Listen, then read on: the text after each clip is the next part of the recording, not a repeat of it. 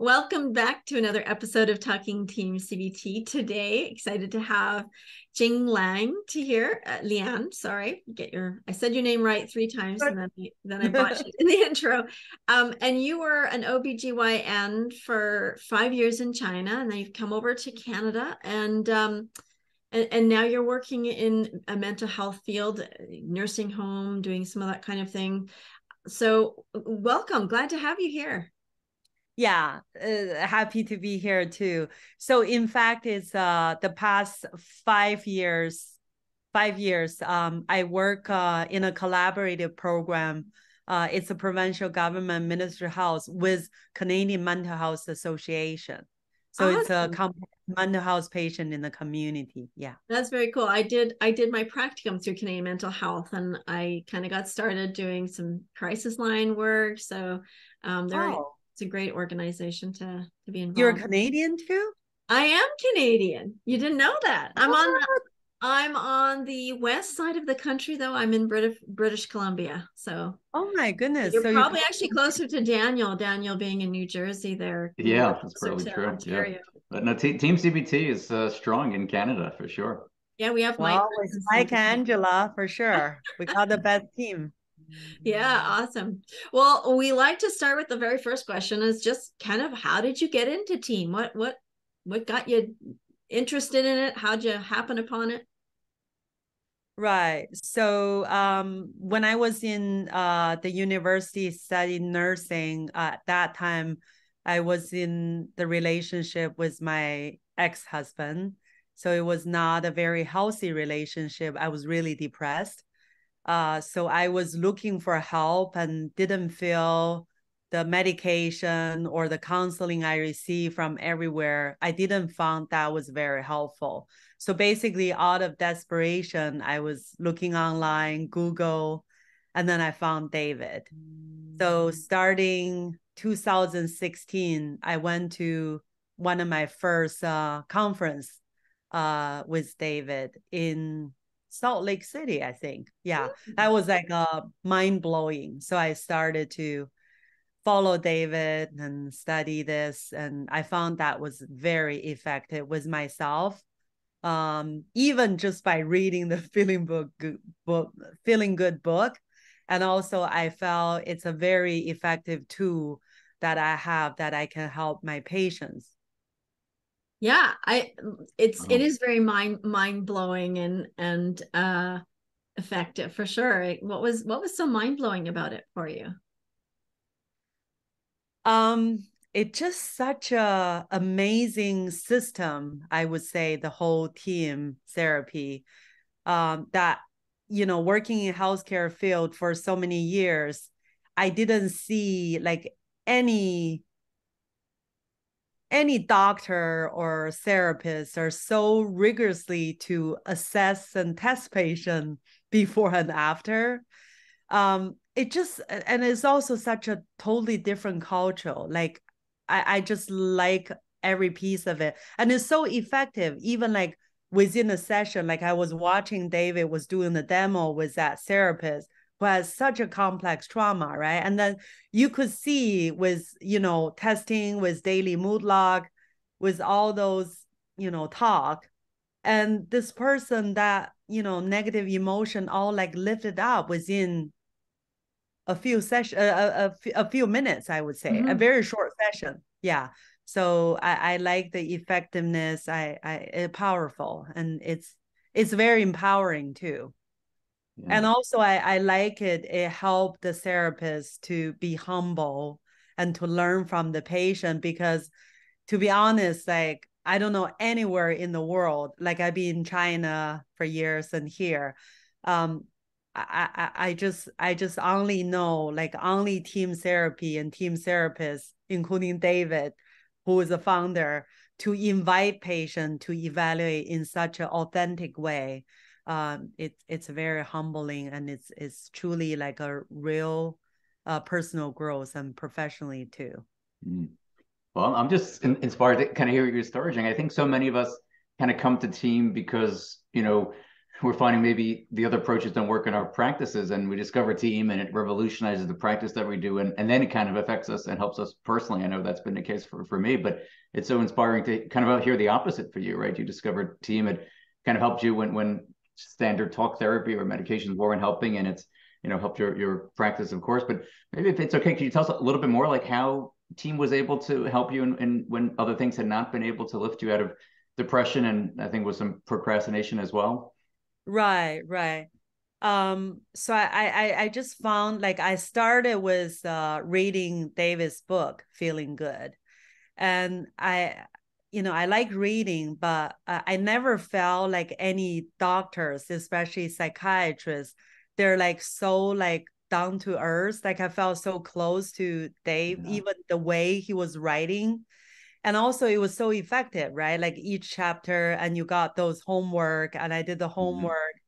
And I just couldn't believe like I can get better by myself, right? By reading and doing the homework. So I felt like it's very empowering, even just by reading the book.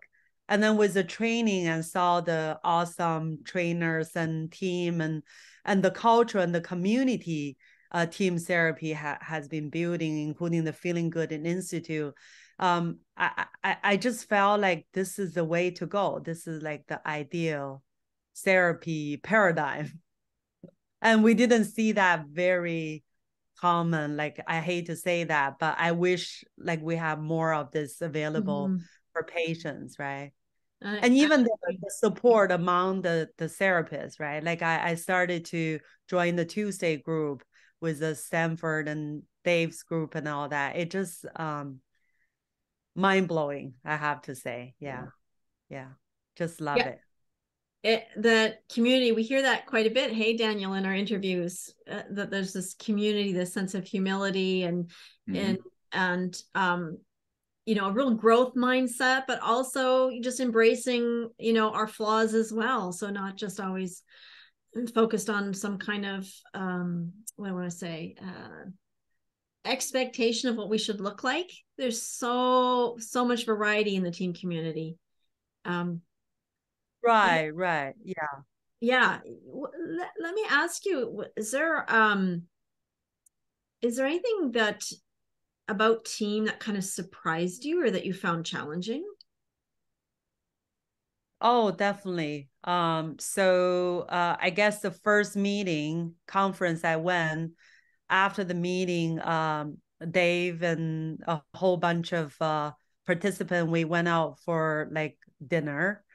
Surprisingly, Dave is such a person that he wants us to preach whatever we learn and teach, right? So he asked us to go to each table to ask for food. So that totally shocked me. Oh, some shame attacking, meaning asking other people for their food. Right. Yeah, like, okay. Yeah. I was just like, like couldn't believe what I heard. But it was such a fun activity to do. And he did that himself too. So he's not just, let us to do, he was part of it, which make it so much fun. And it just such a new culture, and so effective and freeing. And Angela was mentioning this being authentic, and I just so appreciate, like, David is so humble, and he always encourages to fail, and failed fast and failed forward and all that. It just I feel like so safe. You didn't see that very often, even like in this professional world. Like I felt like, like we're used to have it all together and show how good I am, but this is so humbling and freeing. Yeah. Well, they maybe dig into some more specifics of this, both maybe in terms of what's been helpful for you personally, as well as, of course, professionally in your work with clients. I think maybe, I don't know if you're tell us maybe one or two of the the different tools that maybe you found helpful for yourself, or find helpful as you work with clients. Like what has really been a tool that's led to change? Right. So I guess what I can think of would be, first, I felt like I have this effective tool to help my complex patient at work. And like the patient I've been helping, they're like, multiple suicide attempt and a lot of like a depression and anxiety, like would be like the sickest in the community. Yeah. So with team therapy and with the tools I have, it just I felt I'm empowered and the patient has better like therapeutic effect. So that's very rewarding for me on a daily basis. And also I have connection with a group of 400-500 Chinese. They're like top professionals in North America and in China. That was through Eno Lee, who used to be the charge person of the charity fund, Bill Gates charity fund, right? So we saw this needs in Chinese with the mental health and all that. So we started a monthly free kind of seminar group that we meet monthly, and I gave them talk. So team therapy was one of the talk, and also ongoingly, I, teach all these top professionals about 5 secret and how to communicate effectively. So I just found like not just the sickest mental health patient that I'm helping at work, but also the public and the top professionals. Like I feel like everyone needs team therapy with relationship and communication. Yeah. Yeah, why stop at a few people that might decide to get on board with therapy when you can help so many people in a community? That's such a beautiful thing to be able to work with the Chinese community and professionals and teach them the 5 secrets. So that's definitely a really important tool, and just several tools right there in the 5 secrets. Right. And also the community is so effective, right? So active, right? So I joined, say, Heather, one of the psychiatrists in the States. I joined her group and then realized that, they have this book club and all that. So I promoted it with the Chinese community, and just like the response was overwhelming. So like people from China and from all over North America, and they got the benefit of learning about feeling good and team therapy, and then help themselves and their family too. Oh, it's amazing. Yeah. It sounds like you're kind of linking, you were referencing Heather Clegg, or one of her training groups, or Brandon Vance with his book club. Yes. And you're kind of like bridging that, and linking that to the greater, Chinese community here. And really just, I love hearing this, bringing the TEAM-CBT to a wider audience. Definitely. It's only 1.6 billion Chinese, right? Yeah. That's awesome. Is there anything about team that you find particularly aligns with Chinese culture, or is there anything that you find you have to adapt or alternate for Chinese culture? How's it been to integrate team with your culture? Well, one thing I would say is it's different language, right? Different language and different culture. So for example, I've been helping a family in China for years. Like, the grandma committed suicide because of depression. The dad, who was a surgeon, chief surgeon, had depression and domestic violence. The mom was sick, and the son was like in high school and wanted to jump off the building and have bipolar and all that. So I've been helping this family for years, even until now with a son, right? And who is in university and is doing nursing and is doing his clinical placement, which is awesome. There's a lot of great progress. But I found like with Chinese population, if they're not top professionals in North America, you need to, kind of make sure they understand the language, including the assessment form and also even the book, right? And one thing I talked with Dave about that is that he hated all those illegal his book published.